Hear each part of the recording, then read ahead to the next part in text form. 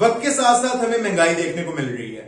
जो चीजें आज हमें 1000 रुपए में मिलती हैं, वो चीजें आज से तकरीबन कुछ अरसा पहले 1960s और 70s में 1 रुपए में मिल जाया करती थी।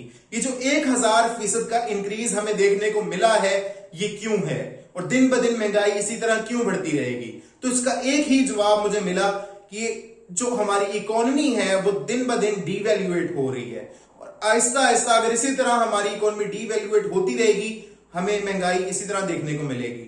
इस महंगाई की वजह से जो अवाम है उस पर बहुत ही बुरा असर पड़ा है।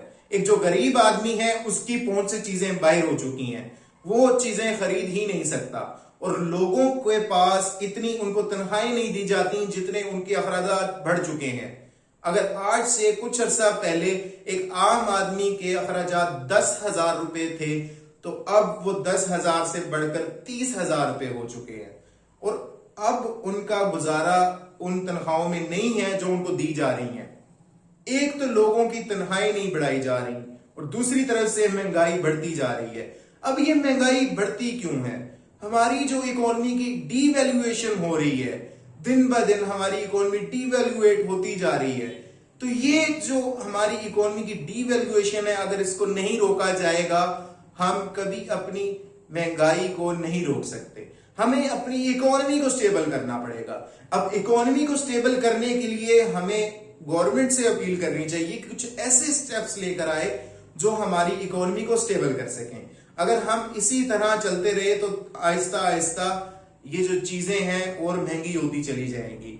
अब यहां पर जब बचपन में मैं ये सोचता था या कुछ दोस्त भी ये सोचते थे कि यार ज्यादा से ज्यादा पैसा बनाना चाहिए, ज्यादा से ज्यादा नोट छापने चाहिए, क्योंकि हर आदमी के पास पैसे होंगे तो वो चीजें आसानी से जाकर खरीद लेगा, क्योंकि अवाम के पास पैसा ज्यादा आ जाएगा।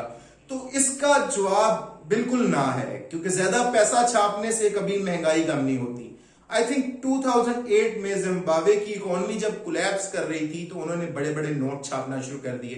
तकरीबन $1 ट्रिलियन उन्होंने छापे।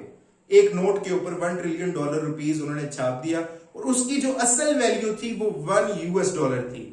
तो इससे तो साफ जाहिर होता है कि बड़े नोट छापने से भी आप महंगाई को नहीं रोक सकते, बल्कि महंगाई और बढ़ती चली जाएगी, क्योंकि आपकी इकोनॉमी डीवैल्यूएट हो रही है। इकोनॉमी को स्टेबल करें तो ही आप महंगाई से बच पाएंगे। अब इकोनॉमी को स्टेबल कैसे किया जाए? अपने मुल्क के अंदर प्रोडक्टिविटी लेके आनी चाहिए।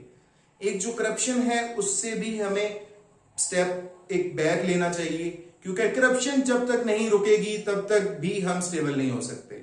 अब लोगों की जो तनख्वाहें हैं उनको भी बढ़ाना चाहिए, क्योंकि अगर एक आदमी के खर्चे उससे ज्यादा बढ़ चुके हैं, वो उन खर्चों को अफोर्ड नहीं कर पा रहा, तो उसकी जो पे है, उसकी जो सैलरी है, उसमें इंक्रीमेंट लेकर आना चाहिए।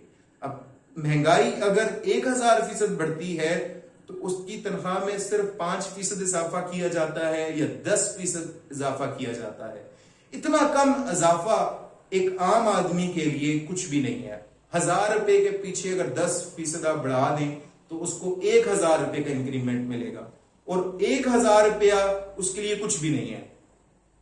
जहां पर पेट्रोल इतना महंगा हो चुका है जो एक आदमी की जरूरत है, क्योंकि उसने अगर काम पे भी जाना है तो पेट्रोल उसने जरूर डलवाना है।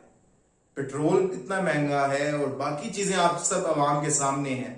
तो इस चीज को एक ही सूरत में रोका जा सकता है कि आप अपनी अवाम का साथ दें।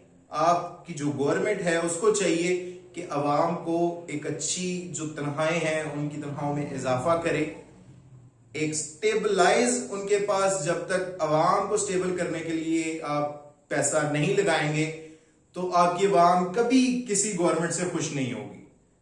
अब बहुत से यहां पर वजूहात हैं कि जी गवर्नमेंट के पास पैसा नहीं है। अगर गवर्नमेंट के पास पैसा नहीं है तो फिर इकोनॉमी को स्टेबल किया जाए। करप्शन को हमें हर हाल में रोकना है।